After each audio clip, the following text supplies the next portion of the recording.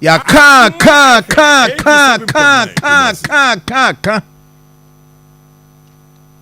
kamia say energy and green transition minister oho anu abeyi ba akwa to ho no okọ obeyi ba akoto ho no okọ da bia wo yitu ho a na ayesa de mani da so bi enso so eni da so bia emma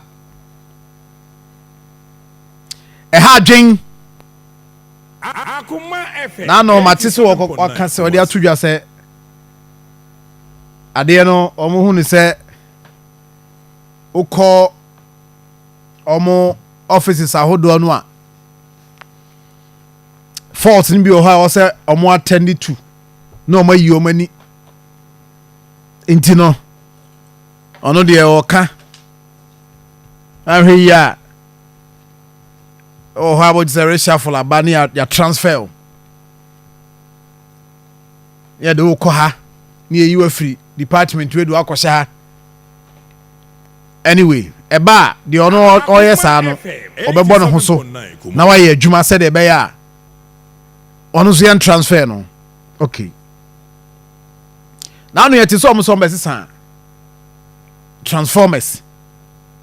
no mo de bia be ka ho okay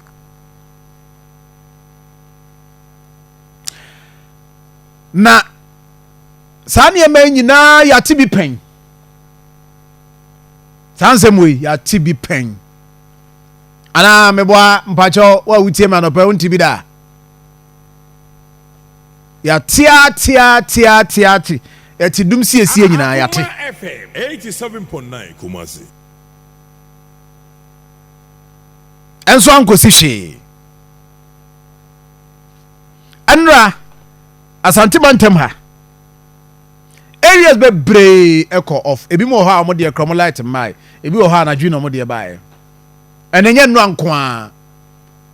it's been like this afi yewra mu nyina kra no that has been the experience sa experience na na yenya John say ade no a ekoso no Akoma FM 87.9 Kumasi Binia John hwene ma yie Binia John jina po ode ade no say de tie ne se mobema ye timetable amomfa ma ye enra ade no statement ni eni enra de omne buy power outage due to a technical challenge from Gridco at Akoma BSP. Enti almost nra Akoma FM Akoma 87.9 Kumasi bulk supply point. And no supply most parts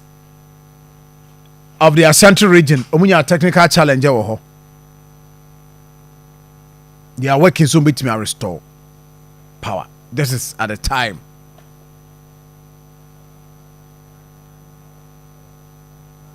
But the more the more be can pay. You ever try to get Emperor to speak to? Or mecheche my and I know Akoma FM 87.9 obi se mentiases on tiases makoka se niema ni bi ho a ye nkyiremu enti ate ye de mpanyimfo asi baabi se omo nya adwuma nti asemba omo a na be kyire mama ye nti ye be kom ho na omo kyirem na omo me yehu de asi for how long so na ye be koso a chechensemu a for how long ye be koso a chechensemu a for how long so na yaso be biesi tie sa ansem ya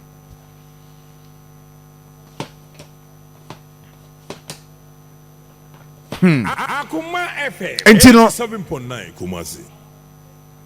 abuja for de ho no